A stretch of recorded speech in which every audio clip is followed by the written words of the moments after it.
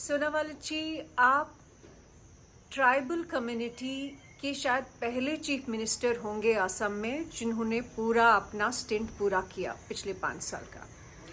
ये बताइए कि पिछले 5 साल में ट्राइबल कम्युनिटीज जितनी भी है असम की, उनके लिए, उनके सुधार के लिए आपकी सरकार ने क्या किया? देखिए, हमारे सरकार चलाने का जो नीति वो है, जैसे परम आदरणीय प्रधानमंत्री जी ने सबको साथ लेकर समाज को आगे बढ़ाने के लिए हमें सलाह दी थी और उन्होंने एक नीति हमारे हाथ में दी थी। वो है सबका साथ, सबका विकास, सबका विश्वास। उसी नीति का आधारित हमारा सरकार चला। हमारी असम की धरती पर, इस प्रदेश में बराक ब्रह्मपुत्र पहाड़ भयाम, मतलब बराक और ब्रह्मपुत्र दो घाटी और तीन पहाड़ी जिले और बाकी मैदान, तो सब इलाका में बसे हुए सब लोगों को हमने साथ में लिया और हमने अपना जो विकास के कार्यक्रम को आगे बढ़ाया। इसके वजह से सबका बेनिफिट हुआ है, क्योंकि हम लोगों ने सबको मौका दिया है इज्जत से जीने का। उनका जो अधिकार संविधान ने दिया है, उन अधिकार को सही लाभ उठाने का हमने मौका दिया। इसके वजह से हमारे प्रदेश में सब वर्गों के लोग खुश हैं। आपने शायद देखा होगा, सुना होगा, बातचीत किया होगा, लोगों का शिकायत नहीं है इस सरकार के खिलाफ। हाँ, 5 साल के अंदर आप लोगों का लंबे समय से बसे हुए जो भी समस्या है उसका हाल सब नहीं निकाल सकते, लेकिन कोशिश निष्ठा से कर सकते हैं। ये कोशिश हमने किया, जिसके वजह से लोगों का मतलब दिल में विश्वास जाग उठा है। और खास करके परम आदरणीय प्रधानमंत्री नरेंद्र मोदी जी ने अपने 6 साल के कार्यकाल में इतना ध्यान दिया नॉर्थ ईस्ट को, असम को आगे बढ़ाने के लिए। सुबह शाम उन्हें मेहनत किया और बहुत सा स्कीम हमें दिया, जिसकी वजह से आज विकास के रास्ते पर असम और नॉर्थ ईस्ट जोर से चल पड़े हैं और देशवासियों ने देखा है। परम आदरणीय प्रधानमंत्री जी ने अपने अलग अलग मंच पर, शायद नेशनल हो इंटरनेशनल मंच में, नॉर्थ ईस्ट को हमेशा मान्यता दिया।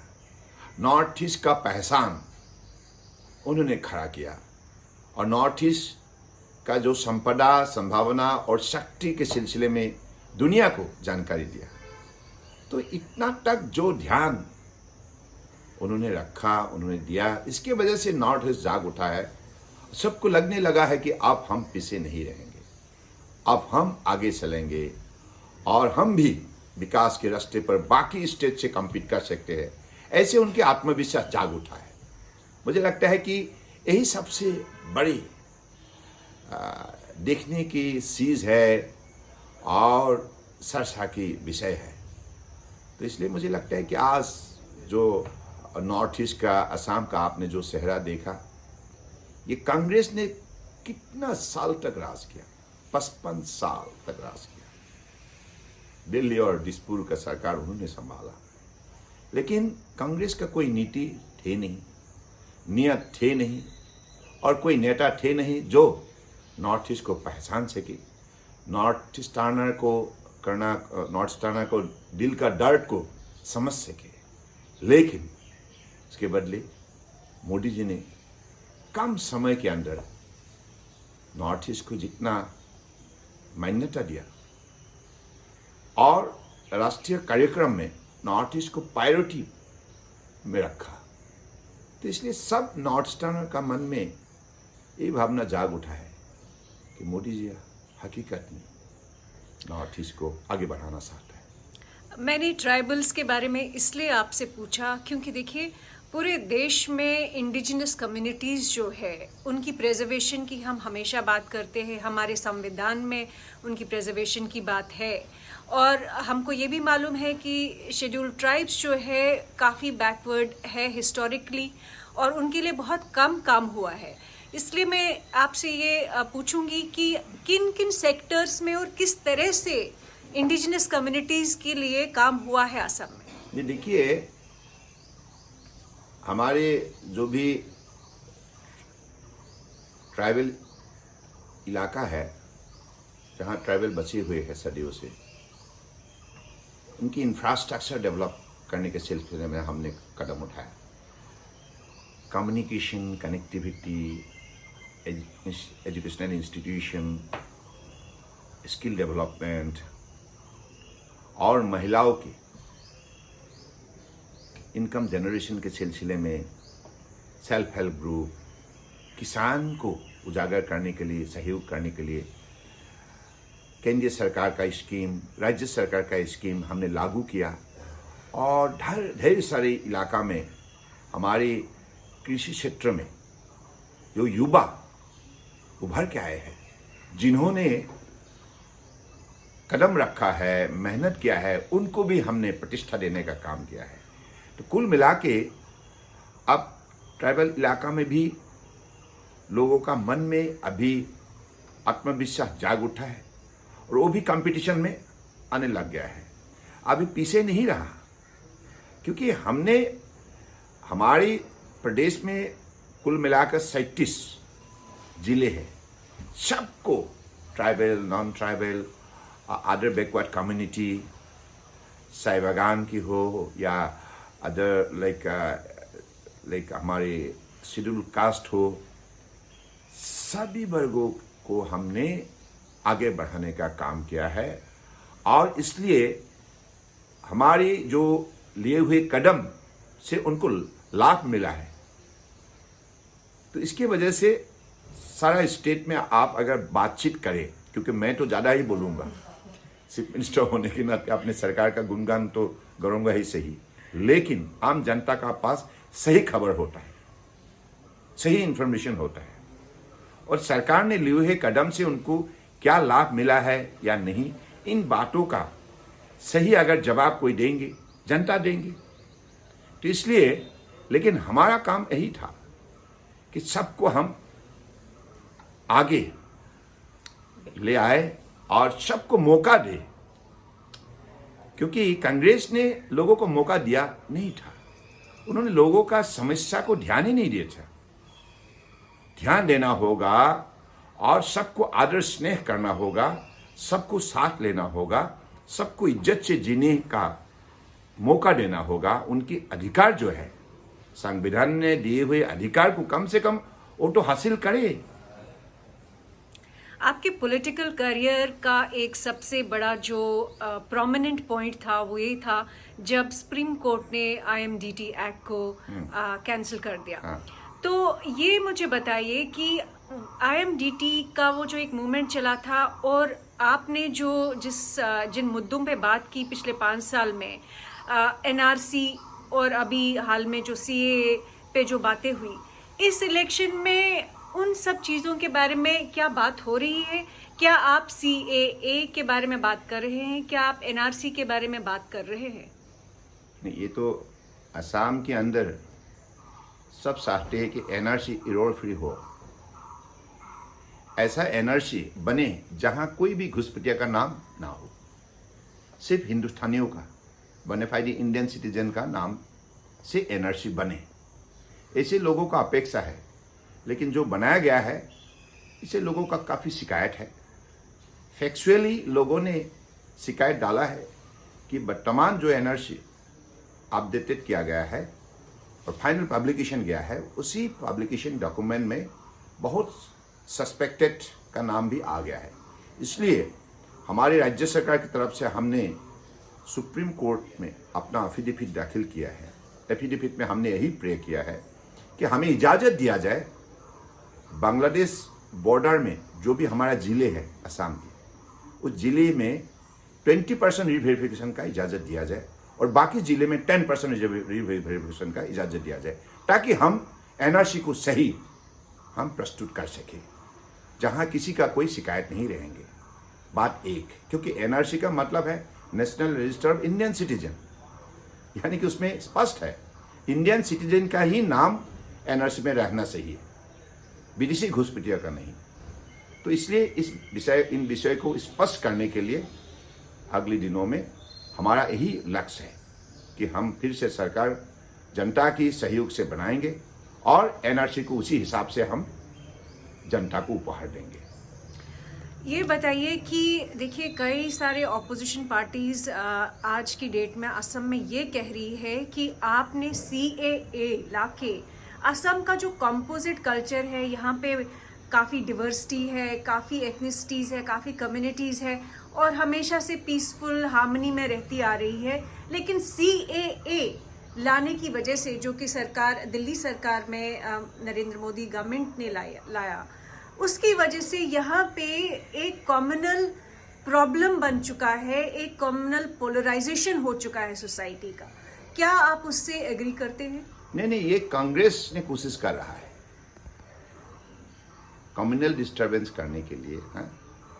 हमारा पास तो हार्मनी है ही सही और रहेगा।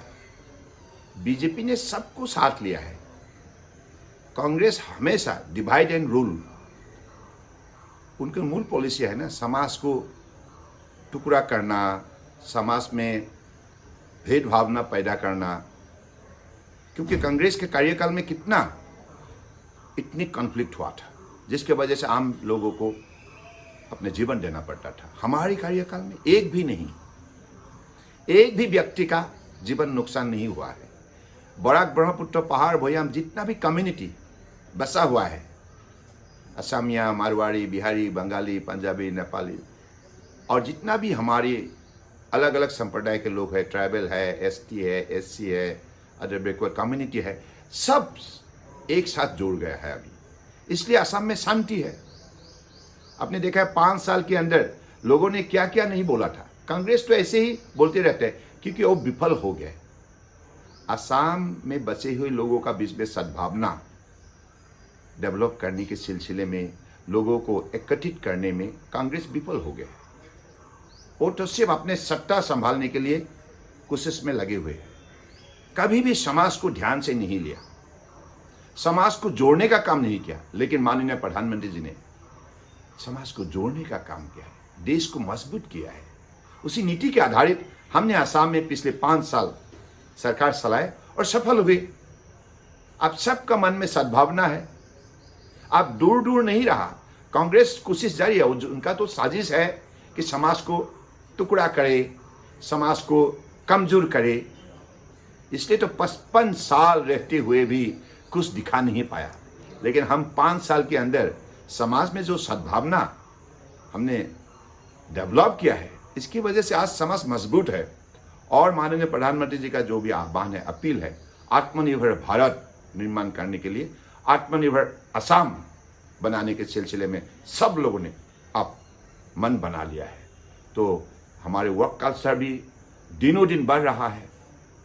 लोगों को मालूम है कि मेहनत करना होगा, मेहनत करने से ही मंजिल दिखाई देगा और कठोर परिश्रम के जरिए परिवर्तन लाना होगा। तो इसमें महिला हो, युवा हो, पुरुष हो, सब विद्यार्थी हो, सब क्षेत्र में आज असम में लोग निष्ठा से अपनी इलाका में काम में जुड़ गया है। तो इसलिए आत्मविश्वास जाग उठा है और रोशनी दिखने लगा है। प्रगति की रोशनी, विकास की रोशनी सारा असम में फैले हुए है। तो इसलिए वो जो कांग्रेस का जो शिकायत, ये लोग तो उनको आप सवाल कीजिए, भाई साहब आप लोग 55 साल रहे, क्या किया? देखिए AIUDF जो है बदरुद्दीन अजमल जी की पार्टी, उनका कहना है कि आप बांग्लादेश से जो माइग्रेंट्स आए उनमें आप डिस्क्रिमिनेशन करते हैं। उनका कहना है कि जो बंगाली हिंदू इलीगल या लीगल माइग्रेंट्स जो आए, आप उनको रखना चाहते हैं CAA को यूज़ करके, और आप बांग्लादेशी मुस्लिम माइग्रेंट्स जो आए हैं आप उनको यहाँ से निकाल देना चाहते हैं। तो आपको लगता है कि ये उनका सही बोलना है? नहीं, झूठ है। इन लोगों का एजेंडा तो साफ है। आपको मालूम है AIUDF का जन्म कब हुआ था? सुप्रीम कोर्ट ने जब आईएमडीटी को रिपील किया, दैट वाज इन जुलाई 2005, आपको याद है। रिपील करने का बाद within a week time उन्होंने एक नया पॉलिटिकल पार्टी 14 फंडामेंटल ग्रुप को एक साथ उन लोगों ने मिला और नया पॉलिटिकल पार्टी का जन्म दिया। वही का उसी पॉलिटिकल नाम पार्टी का नाम है एआईयूडीएफ। तो उनका एजेंडा साफ है। सुप्रीम कोर्ट ने आईएमडीटी क्यों रिपील किया था? क्योंकि ये कानून अवैध घुसपैठिया को सुरक्षा देने के लिए बनाया गया था कांग्रेस ने 1983 में। इसलिए सुप्रीम कोर्ट में 5 साल तक कानूनी लड़ाई हमने लड़ा, जनता का सहयोग था और हम जीते। और ये देश के हितों के लिए थे नहीं, गैर कानूनी थे। तो इसलिए सुप्रीम कोर्ट ने जब रिपील किया, उसके बाद असम गुवाहाटी में 14 फंडामेंटल ग्रुप उनकी एक साथ एकत्रित हुआ और एआईयूडीएफ का उन्होंने जन्म दिया। तब से उनका एजेंडा साफ है। उनका एजेंडा है अवैध घुसपैठियों का इंटरेस्ट को असम में सुरक्षित करना, और उसी एजेंडा में कांग्रेस भी है। अब दोनों हाथ मिला लिया तो कांग्रेस बदरुद्दीन लेड एआईयूडीएफ ये देश का दुश्मन साबित हुआ है। देश के सुरक्षा के लिए, देश की हिफाजत के लिए इनका कोई एजेंडा नहीं है। इनका एजेंडा एक ही है, बांग्लादेशियों के अवैध घुसपैठियों को लाना, यहाँ प्रतिष्ठा देना, वोट बैंक डेवलप करना और सत्ता कब्जा करना, बस। Sonowal ji, tell me, are you foreseeing that you're going to repeat the last 2016 victory again this time? And do you expect that you're going to be the Chief Minister once again? देखिए, एक बात है, पहला सवाल का जवाब मैं दे देता हूँ। 2021 का जो चुनाव फिर से बीजेपी सरकार बनेगा। हमारे जो गठबंधन है, बीजेपी, एजीपी, सम्मिलित जनशक्ति, यूपीपीएल और हमारे यहाँ जो भी लोकल जितना भी छोटे छोटे कम्युनिटी है, सबका सहयोग से फिर से बीजेपी सरकार बनेंगे असम। ये निश्चित है, जनता ने भी तय कर लिया है।